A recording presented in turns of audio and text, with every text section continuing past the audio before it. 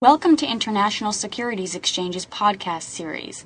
Facilitated by renowned educators, ISE podcasts are intended to teach beginning as well as seasoned investors the ins and outs of trading. To find an updated list of podcasts, please visit www.ise.com/podcasts. Please be sure to listen to our important message following this episode regarding the risks of investing in exchange-traded options.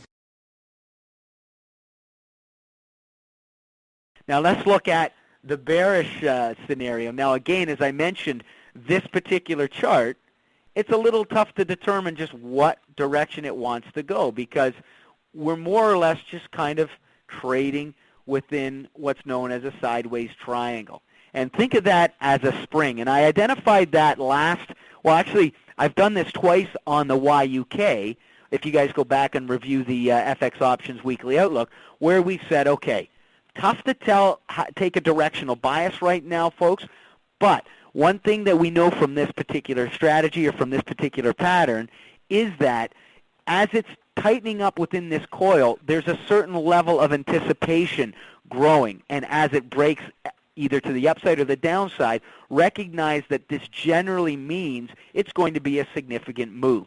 So what we want to do, if we're looking at this from a bearish perspective, is again, we want to identify a key point, and we want to say, okay, if the price pair value breaks to these lower lows, look at this as a sign of a high probability of continuing to further lows. All right, so I'm kind of sitting on the fence with this, but hey, you know what? I need some proof to make any sort of a determination as to which direction I think this is going to go. Hey, Jace, can I ask you a question? Absolutely. That pennant looks, I think it makes a lot of sense. But at what point do you say, I mean, it looks like it broke out already because you already had that pennant, but I know that we're still somewhat cautious on AUX actually moving up, making another move to 160 or what have you. Like, when would you think it would have broken out? Well, guys, it would have to surpass the previous high? Is that what you would look at? Well, here's what we're looking at here, and I kind of identified this. You can see here you had a test in here. I identified this as a real, sort of an anomaly, a spike up, and then you saw prices trade back in this level, and then you've consequently seen several tests of this. And to me, what that's suggesting is that, hey, here's a ceiling. We're bumping our head on this, okay? Although we're showing some indecision, we're not committing. We're still trading within this price range. So realistically, although we had a pennant, as I suggested, or a sideways triangle, we're realistically, if you look, just trading sort of between this. Yes, it did break out, but we're being ultra-conservative here in the sense that if we really want to see a definitive commitment, we want to see this ceiling broken through, and that opens up the window for a test into these further areas. Gotcha. Okay.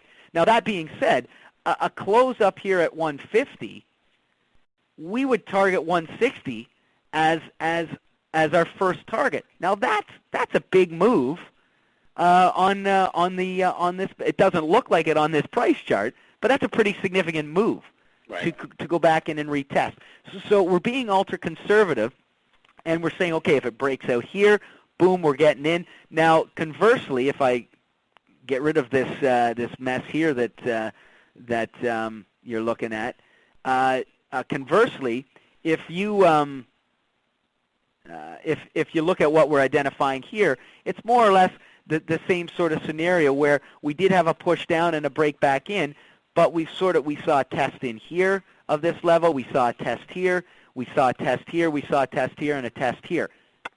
Pardon me. So if I'm looking for something in the bigger picture, I want to see this make a definitive close below here, a nice red candle back into this price range, and then I'm going to look for it to trade down into these key levels of support. Recognizing, guys, that the long-term bigger picture can still be bullish U.S. dollar, all right, but recognize again that it's not going to happen in a straight line, or it theoretically shouldn't happen in a straight line.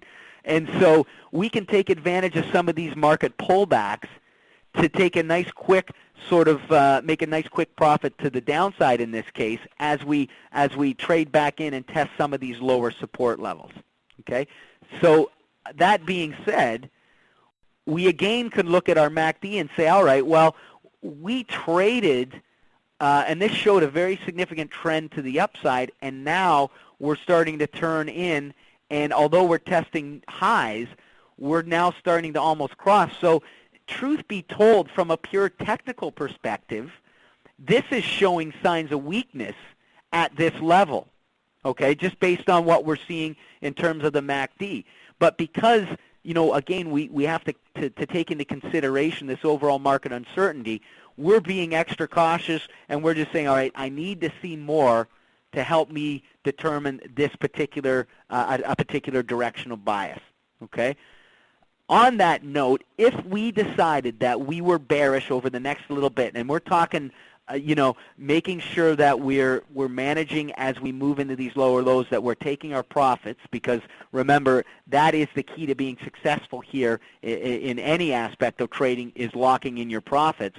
But that being said, if we want to take advantage of a short period of backfilling on this U.S. dollar versus Aussie dollar bull run, what we can do is we could buy a put option, okay? And that put option, as I mentioned, gives us the right to sell that particular pair value at a certain price, okay? So what I've done here is I've used, again, a January expiration and a 150 put. And so here's your specific symbol. Again, you don't have to know that. Once you determine the parameters for your option contract, that will automatically be imported based on your selection. Now, you can see here that we're going to pay $8.13 per contract, and when we multiply that by 100, it's going to cost us $813 to participate. So what this means essentially is that we have a limited risk exposure, in that all we can lose if we're completely wrong and the U.S. dollar continues its bull run is that $813. But again, guys, recognize that the same rule that I was using to get me in on a bullish trade is what I'm going to use to get me out if I'm in a bearish trade. So if we snap back and break above that key resistance, I'm going to say, hey, you know what? This thing is now just completely turned around. Looks like we're going to move into higher highs. I'm going to get out, and hopefully I'm going to get out with at least half of my option contract premium, or even more, depending on just how the that move has impacted the volatility of the option, or the price of the option. But remember that the most that you can lose is that the amount that you paid for the premium, and then of course as you trade down into these key levels, okay, your profit points are based accordingly, and again based on your expiration date. So this is suggesting that if we're trading at 140 to 135 on expiration, we'll get our entire premium back plus these profits. If it happens very quickly, we'll be able to get out with our most of our premium time premium intact plus our profit. Okay, so remember, just as with the call option, the nice thing about it is that we have an unlimited upside or profit potential on this put option as that U.S. value drops against the Australian dollar.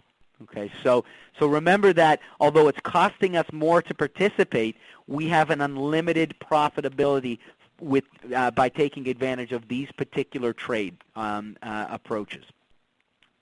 Thank you for listening to our podcast. To find more podcasts on options, stocks, alternative markets, and market data, please visit www.ise.com/podcasts.